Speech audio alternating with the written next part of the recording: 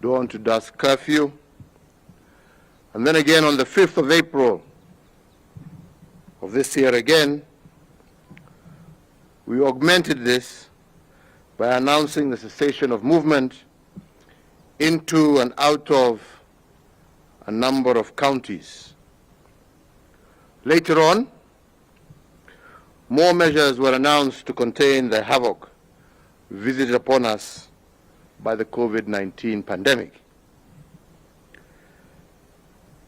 Given this trajectory and the fact that this crisis requires, unfortunately, a long-term strategy, we took time to reflect on what must be done.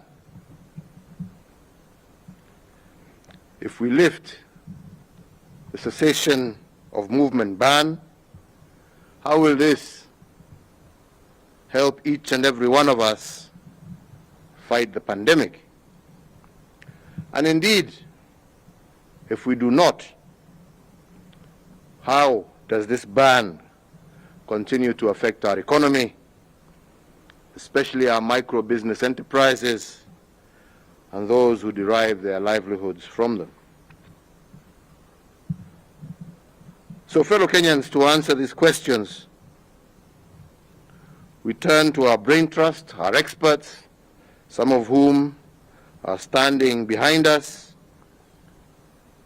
a team made up of the finest doctors and research scientists, as well as public practitioners, and we turn to them for counsel. And it must be admitted that opinion was divided on how we are to advance against this virus. Some, myself included, wanted us to open up now. That was and is still my desire.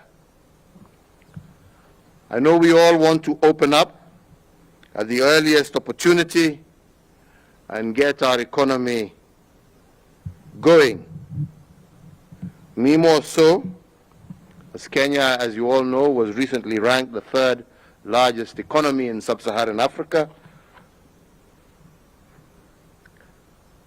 But others held a contrary position, and they were borrowing from history, scientific modeling, and also current experiences the world over to argue against mass reopening at this stage. Therefore, with these two viewpoints on the table, we must accept that we're not dealing with a right and a wrong opinion. We are caught in between two rights. Those who want to open are right, and those opposed to opening are also right. And this clash of two rights placed us on the horns of dilemma. In the absence of scientific consensus amongst experts in the medical, research, and public sectors, I asked for some scenarios. I wanted to know the worst-case scenario and the best options that are available to us in order to contain the disease without affecting the economy irreversibly. I wanted these scenarios built around raw facts, because we have decided as a country to combat this pandemic in an open and transparent manner. Fellow Kenyans, we must speak truth to each other. Had we not taken the stringent measures that we did in March of 2020, the rate of infections in Kenya would have peaked to 800,000 people by July 30th of this year. And if, as we have seen is the case, that one infected person has the potential to infect 2 people, this number would have hit 2.4 million people in 21 days. By the end of August this year, had we not taken the actions that we have taken, approximately 75,000 Kenyans would have lost their lives from this virus. But because we took interventions early, we have recorded only 2,600 infections with 83 deaths. So therefore, fellow Kenyans, if this is the worst case scenario, we wanted to know what the other scenarios look like. So if today we put in place all the necessary interventions and relax these by only 20%, what would this look like?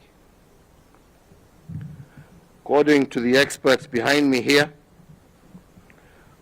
relaxing interventions by 20% would lead to 200,000 infections and 30,000 deaths by December of 2020.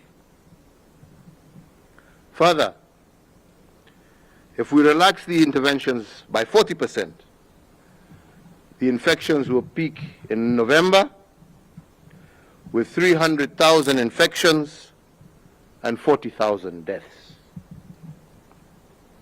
If we were to go even further and relax them by 60%, the pandemic will peak in October with 450,000 infections and 45,000 deaths.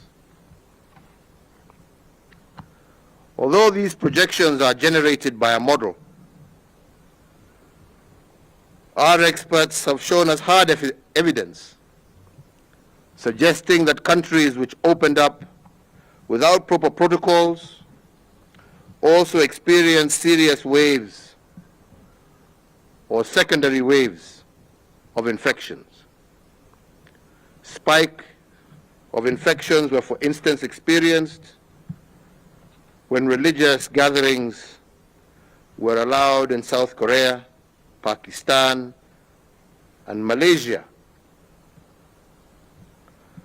So if this is our new reality, and we face the dilemma of easing restrictions or continuing with them, the question then is, what must we do as a country?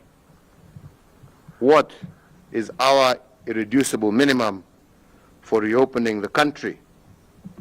What is the threshold below which we cannot go?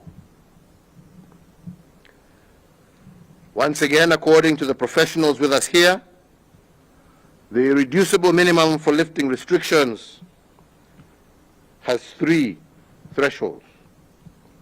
1, to open up, the infections must be contained and the number of infections and deaths must be headed downwards. This is currently not the case in our country.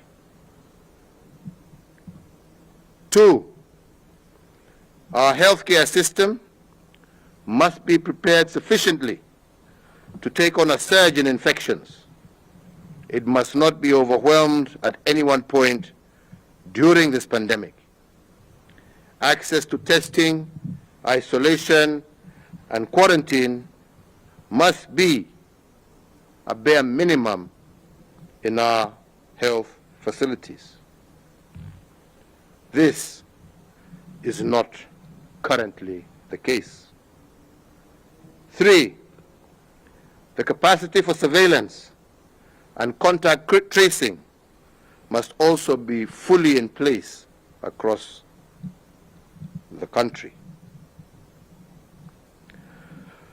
So the question then we must all ponder together, fellow Kenyans, is whether we have met this threshold or these 3 thresholds in order to lift the restrictions.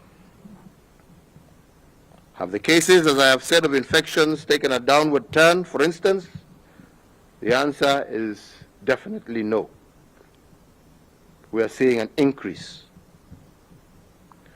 Have we met the second minimum of prepared health systems with isolation? Again, as I said, the answer is no. And I just give two examples.